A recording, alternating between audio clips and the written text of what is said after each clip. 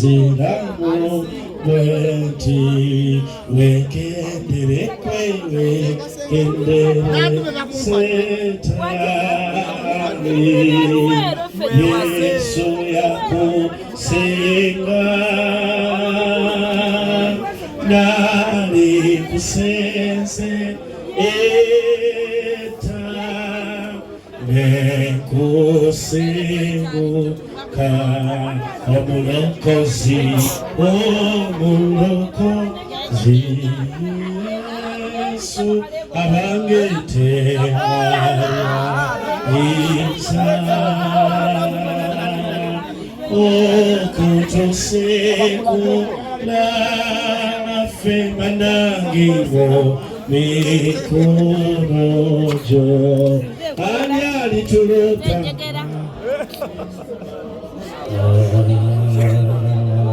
watenugwema tununula abange wawangula setani tetucha motya atenderezebwe omukama atenderezebwe omukama katonda w'amajengalo omukama agolumizibwa omutonzi w'eggolesi mu kigo kye kitoko tumute abange mu ddoboozi natongole tumute gambye engoma ezo ne mu nnyimba ngoye envuzi n'amadinda tumutende atenderezebwe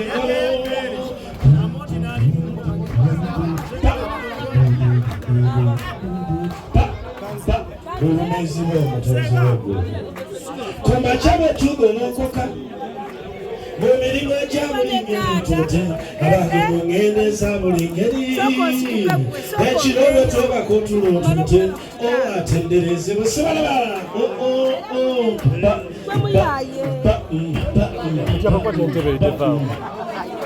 agulumizibwa omutonzi w'eggolesi fenga lukyali ku nsi kuno ndaba tuligenda mu ggulu tute abange twesimira eribeerera emirembe gyonna mu ggulu tumutende atenderezebwe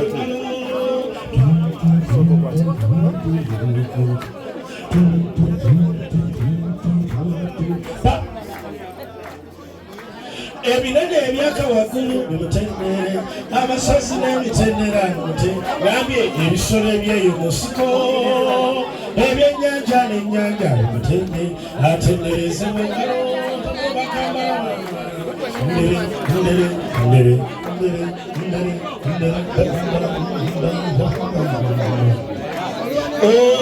bannange abaana bange mukyagala muli abo endikawo abaana bange kubanga bendikawo saboka musaala aligenda efamire yonna maama aligenda kasuku wange jajja balivawo efamire yonna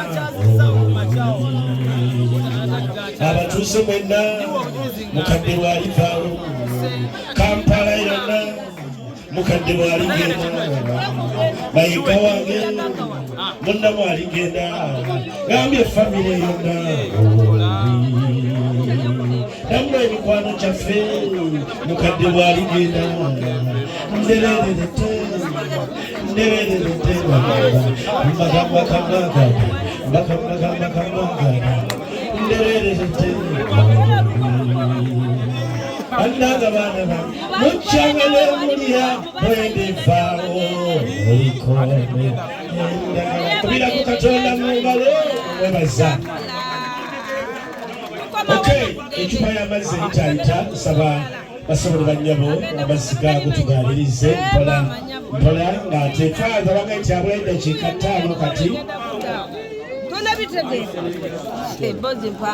ow'amazzi n'eri bali bubi newano tuli bubi kati mwenna mutandikira mwenna mutambule kubanga akabi kava mu kuwa puresha zigenda kulinnya nga mutagire mangu banna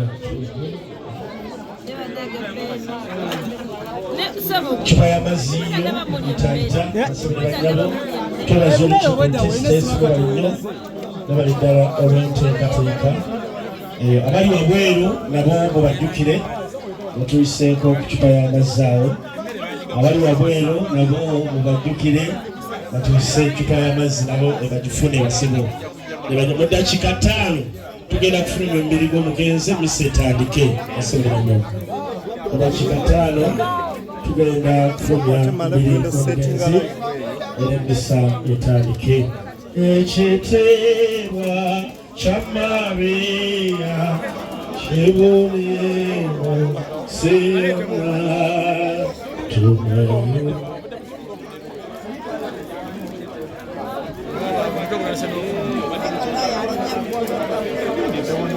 Assalamu alaikum. Alhamdulillah. Tulimka sauna. Waji? Tulimka sauna. Akaomba koi. Baba yebu tawulu kuleso. Wanika mkongo ite. Bagamba. Acha batuyani ya Mungu aiza.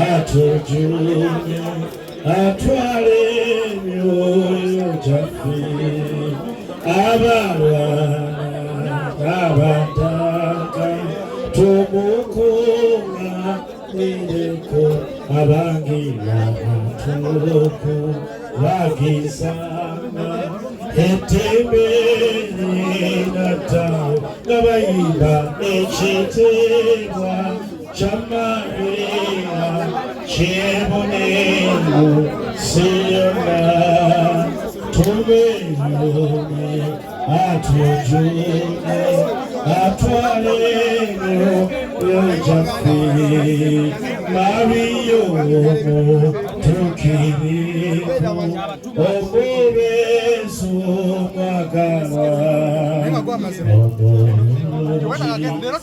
omuteefu gasalete okwagala olira gwe ekiteebwa kya Maria kiboneewo Jemba kasembeze boti wa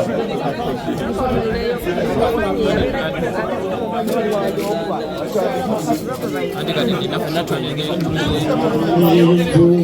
omubeezi omwagala abangiyo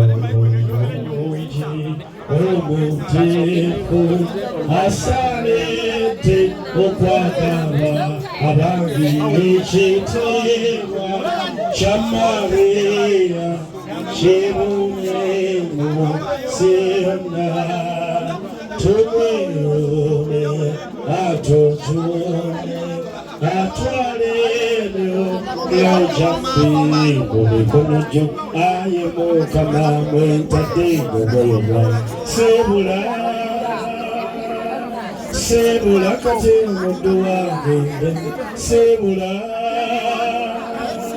sebula kati jjajja gende mirembe twala byonna byalina twala obulamu bwobwo twala lugaba byonna byenina okuzuukira ayi Mukama nzirwefa mbidde musana wange ndekati omusana wange ndemirembe omusana wange ndekati jjajjange emikono mu bbanga twala byonna byalina twala byonna byalina twala obulamu bututte twala lugaba byonna byenina okuzuukira ayi Mukama nzirwefa ngulidiridde omuntu wange ndekati siibula bw'otawanika mukono baweesibula gwe kati waliko nsibula nagenze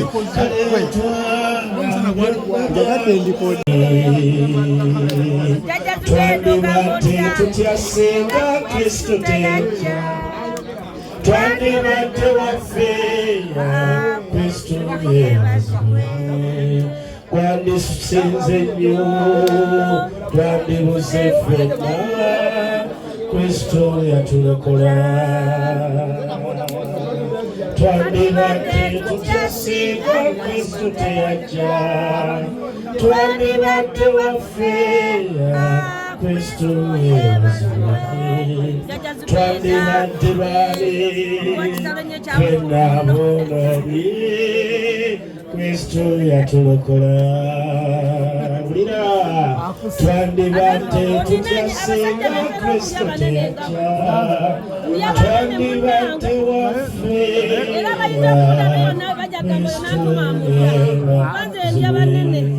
twogera kubaliriza odakika 5 kuba kati esetandika basibo nebanyabo kubaliriza n'okwebaza abalese ebimuli basibo nebanyabo twagala okubeyaza abalinyo baddala abatuwadde obubaka munaffe omuwanika ogira n'owanika ku mukono esente newafudde kumanya wa muganda otunona nsaba obubaka butuuke ebyolukiiko otesitesensomwena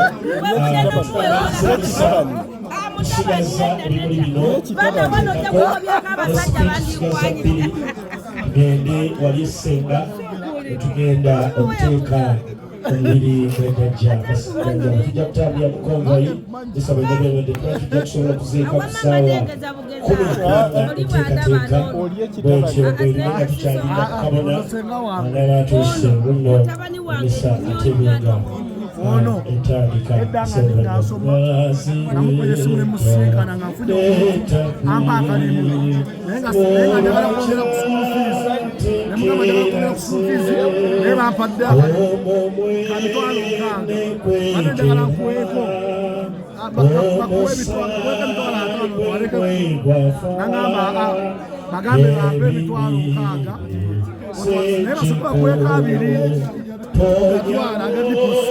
kati emitwalo 4 bagambe nga ngenda okusiba ogenda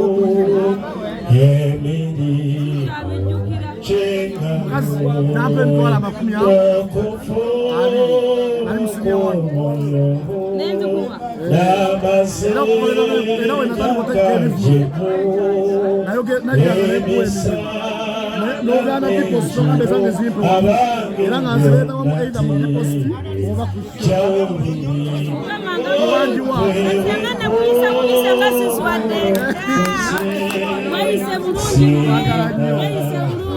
sekana njagala okola esho eryafaayo tuula okirowoozeeko yagikutegekera ate kati nafunamu nekola yakitegeka tetwewoze Fupejisa abange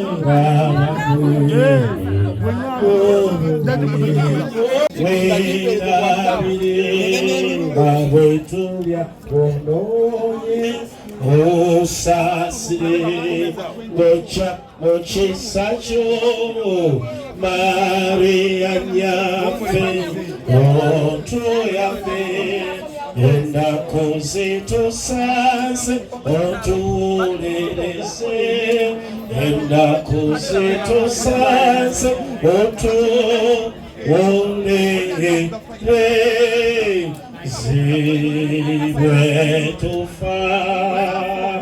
bwetufa byonna tubireka bwetufa tugenda feka mujje abantu mujje mwena mujje mulabe ontana byonna bimugoberera olumbe lubikola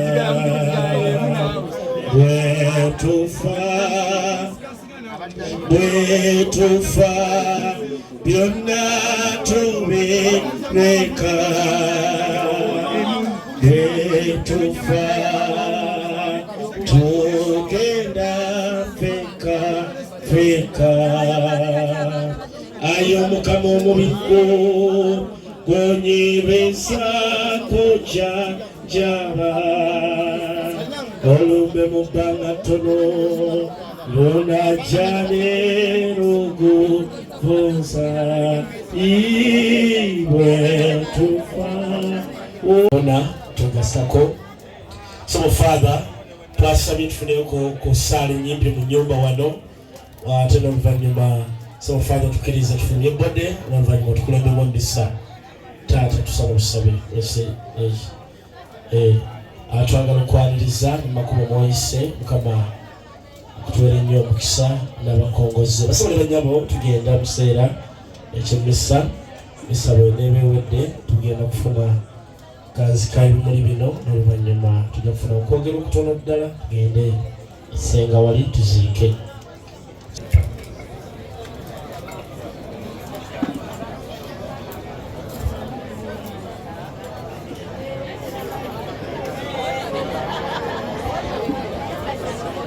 Linnya lya Paati n'erya Mwana n'erya Mwoyo Mutuukirivu. Ayi Katonda Kitaffe nga tukuŋŋaanye wano olunaku olwaleero nga tuzze okusiibula mukadde waffe ono okumuyingiza mu nnyumba y'esembayo, twongera okwebaza obulamu bwe wamuwa, ebirungi by'omukozesezza, ate tukwebaza ne amaka gano abaana baffe bonna abazaalibwa muno, kati nga tugenda okufulumya mukadde waffe ono twongera okumuteeka mu mikono gyo. Ayi Katonda ow'ekisa, bw'otyo nga bw'osazeewo ave mu bulamu bw'ensi eno, ate twongera okusaba gwe kennyini mutunuliza amaaso amakkakkamu omusaasira ensobi ezo ze yagwamu. Era byonna tubikusaba nga tuyita mu Yesu Kristo Mukama waffe, twongere okwekwasa nga twesabira nga tusabira ne mukadde waffe ono n'abantu bonna n'abakulembeze n'ensi yonna okutwaliramu nga tugamba nti Katonda gwe omulungi ennyo, omukisa mu ekereziyawo n'abantu ab'ensi eno ne baganda bange ne mikwano gyange n'abatanjagala, kuuma bulungi bakulu bange ab'eddiini n'ab'ensi eno, kyusa emyoyo gy'abantu abatakukkiriza naddala abali mu nsi muno, komya abavudde mu ekereziyawo n'aboonoonyi, nywesa abalungi, tuusa bulungi abali mu lugendo, kyo n'abaavu n'abanaku n'abasibe n'abalwadde n'abazirika. Sonyiwa emyoyo giri mu puligatooli, otuwe olunaku luno olulungi n'enneema ey'okufa nga tukwagala. Amiina. Twongere okukwasa mukadde waffe ono nnyaffe Mariya eyatuzaalira omulokozi, ate nga ddala naffe nnyaffe nga tugamba nti Bikira Mariya ow'ekisa, sebawuliranga nga wayawulira omuntu addukira gy'oli okumukuuma, ng'akuwanjagira okumuyamba era ng'akusaba okumuwolereza. Nange nno ayi Bikira, mugole w'ababiikira, nnyabo nzirukidde gy'oli, nkwesiga bwentyo nzize gy'oli nevunisa emigere ebyo nga nkaaba olw'ebinono byange. Ayi nnyina wa kigambo, wulira okwegayirira kwange olw'ekisa kyo, ompe kye nkusaba. Amiina. Mirembe Mariya, Omukama ali naawe, waweebwa omukisa mu bakazi bonna, ne Yesu omwana ow'endaayo naye wa mukisa. Mariya omutuukirivu nnyina wa Katonda, nsabira ffe aboonoonyi, kaakano ne mu kaseera ak'okufa kwaffe. Amiina. Ekitiibwa kibe ekya Paatiri, ekya Mwana n'ekya Mwoyo Mutuukirivu, nga bwe kyali olubereberye ne kaakano ne bulijjo emirembe n'emirembe. Amiina. Ayi Omukama mukadde waffe ono mwekyumula ekitaggwaawo, kimwakire atebenkere mirembe. Amiina. Ayi Omukama mwekyumula ekitaggwaawo n'ekitangaala eky'oluberera, atebenkere mirembe. Amiina. Ayi Omukama n'ekitangaala eky'oluberera, kimwakire atebenkere mirembe. Omwoyo gwa mukadde waffe n'emyoyo gy'abannaffe bonna abaafa nga balina akabonero ak'okukkiriza, Mukama agikwatula ekisa agiwa ekyumula eky'emirembe. Tugenda okumansira n'amazzi gano ag'omukisa nga tujjukira abatiisimu ebyo gye yafuna, ate era nga tumuwaana omukisa gwe, Omukama amwerekere ebyo byonna bamusobako, Omukama abimusaasire.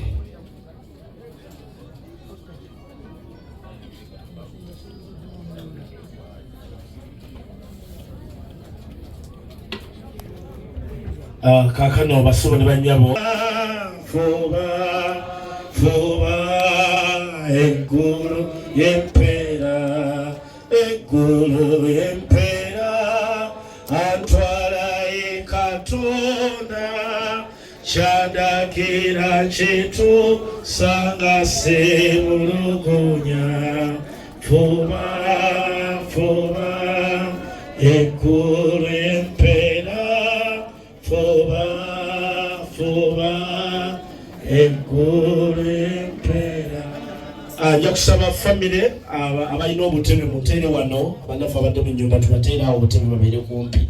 Kale nno mu kiseera kino simufaaba abantu bano bategese era nga beetegefu okuwulira enyi. Nja kusaba Namubiro wonna wooli jangu gwomu ku bagenda okusoma essomo nsaba obeere obwoyi buno. Ababadde mu nnyumba kyabanyambayo ku butebe tubuteeke wano bafamire tutuule wano tulinaane kabona butebe muteeke wano kasuku muteekaawo ne banna babulinaanye tube nga tutandika ekitambiro kya misa. Nja kusaba bannaffe ab'ebifaananyi mujja kwepositioninga tube nga tugenda maaso n'ekitambiro kino. Bamaama tebe buli wano bamaama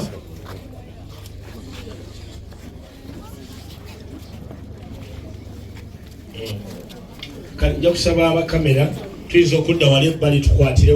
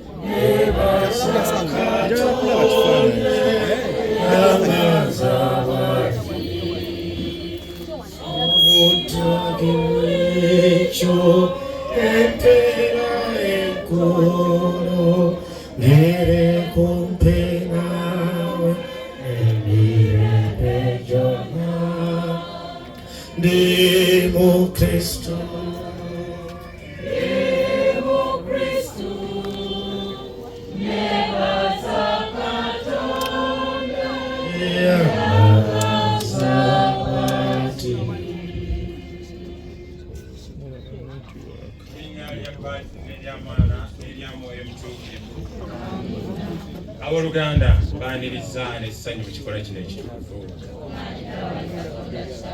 Enneema ya Mukama waffe Yesu Kristo, okwagala kwa Katonda n'okussa ekimu okwa Mwoyo Mutuukirivu bibeere nammwe mwenna. Tutuusa okubagiza kwaffe nga Eklezia Katolika parish yaffe ey'emwereerwe tugamba nti bannaffe kitalo ddala okuviirwako mukadde waffe ono Gladys Nannyonjo kitalo nnyo kitalo ddala. Twebaze Katonda ekirabo eky'obulamu kyeyawa mukadde waffe ono, naye nga tuzzi ne tukuba omwaliro guno mutukuvu mu kitambiro kino ekitukuvu tweyongera okwegayirira Katonda kitaffe nti mukadde waffe nga bwe tutambula ffenna kube kwa nkuba kube kwa musana netukwatibwa enfuufu oba ebisooto oba oli awo naye waliwo enfuufu eyamukwata mu bulamu bwe, Mukama ebyo byamusobako tumusabe amusaasire amwanirize mu bwakabaka bwe obw'omu ggulu. Gwe nange tuli boonoonyi mu maaso g'omulokozi, tuli boonoonyi mu maaso ga Katonda kitaffe.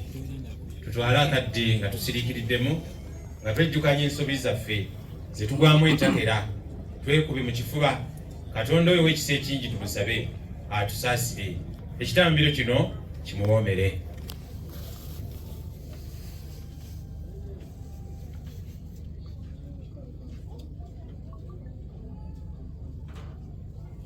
netondera Katonda omuyinza buli kantu nnyo mukulowooza mukwogera mukukola ne mubutakola gunsingidde ddala kyenva neganya omutuukirivu emirembe gyonna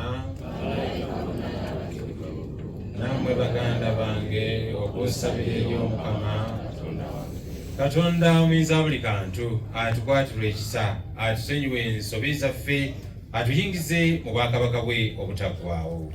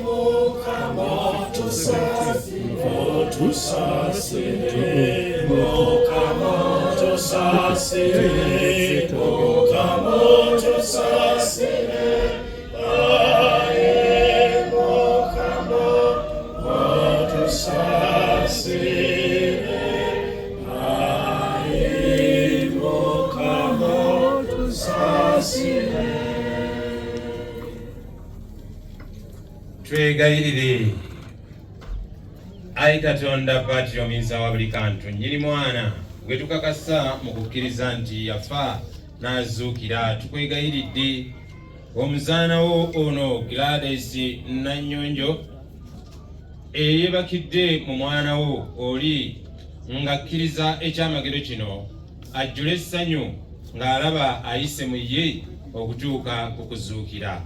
Kino tukikusaba nga tuyita mu Yesu Kristo Mukama waffe awangaala n'alamula nga muli kimu ne Mwoyo Mutuukirivu emirembe n'emirembe.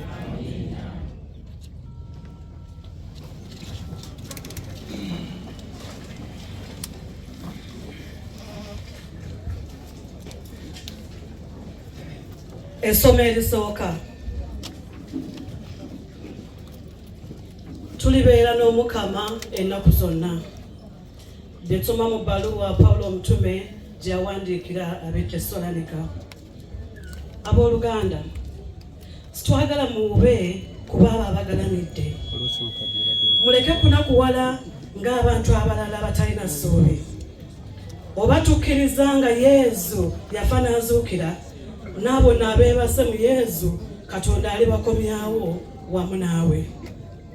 Kino tukibagamba ng'Omukama bwe yakitugamba nti ffe abakyali abalamu abakyasigaddewo okwaniriza Omukama ng'atuuka, si ffe tulisookayo bali abeebase, anti Omukama yennyini aliva mu ggulu nakka, Saabamalayika nga bw'aleekaana n'ekkondeere lya Katonda nga linyanyaagira.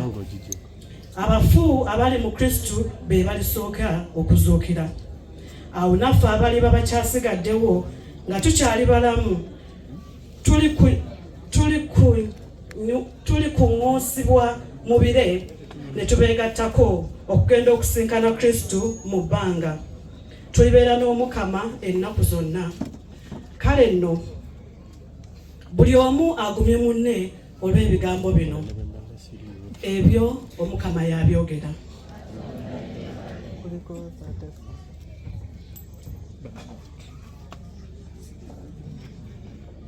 Amukisa abafeera mu Mukama, amukisa abafeera mu Mukama.